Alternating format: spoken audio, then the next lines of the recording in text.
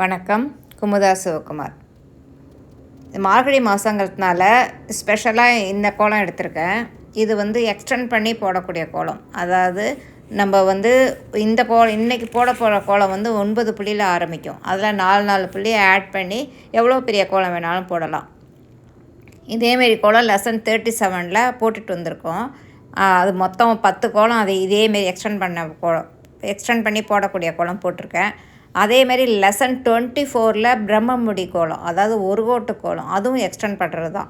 அது 7 புள்ளியில் ஆரம்பித்து நம்ம அப்படியே 4 புள்ளி ஆட் பண்ணி போட்டுக்கிட்டே போகலாம். அதை மாதிரியும் போட்டிருக்கேன். லெசன் 24 லெசன் 37 நீங்கள் ஒரு தடவை பார்த்துருங்க. அதனுடைய லிங்க் டிஸ்கிரிப்ஷனில் இருக்கும். இதை நம்ம எதுனா மார்கழி மாதத்தில் போடும்போது நமக்கு டைம் இருக்கிறதுக்கு ஏற்ற மாதிரி சின்ன கோலமாவோ பெரிய கோலமாவோ போடலாம். இன்றைக்கி கோலம் போடுறதுக்கு முன்னாடி எல்லா கோலத்தையும் ஒரு தடவை பார்த்துருவோம். இது இன்றைக்கி போடக்கூடிய 9 புள்ளி கோலம். இந்த ஃபஸ்ட்டு கோலம் 9 புள்ளியில் தான் ஸ்டார்ட் ஆகுது. இதை இன்றைக்கி போட்டு பார்ப்போம். இன்னும் ஒரு 4 புள்ளி ஆட் பண்ணி 13 புள்ளியில் இந்த கோலம் போடலாம். அதுக்கு அடுத்த 9 புள்ளிக்கு அடுத்த கோலம் இந்த கோலம். இதை அடுத்த கிளாஸில் போட்டு பார்ப்போம்.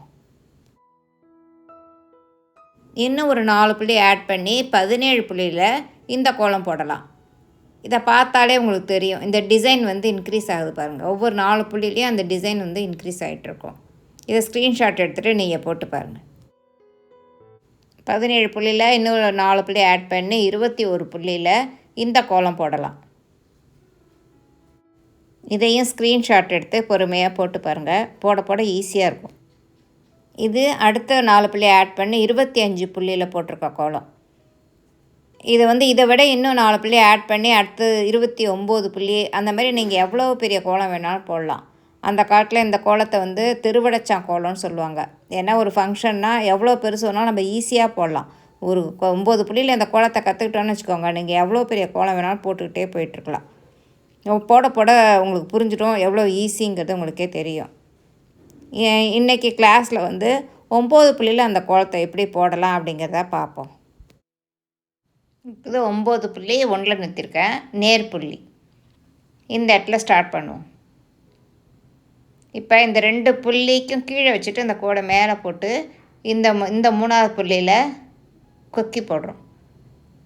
கொக்கி பெண்டாகுது இல்லை, அந்த இடத்துல பக்கத்தில் இருக்கிற புள்ளிக்கும் கீழே இந்த புள்ளியில் அந்த அடுத்த பெண்டு, அது பாக்ஸ் ஃபார்ம் ஆகும்.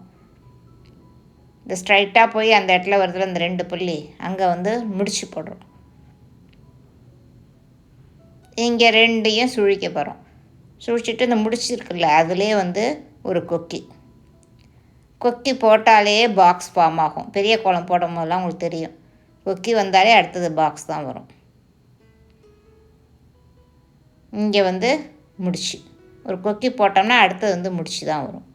இப்போ இந்த 2 சுழிச்சிடுறோம். இதே தான் அந்த சைடும். இதான் நான் நோட்டை திருப்பி வச்சு போடுறேன், அப்போ ஈஸியாக இருக்கும் போடுறது.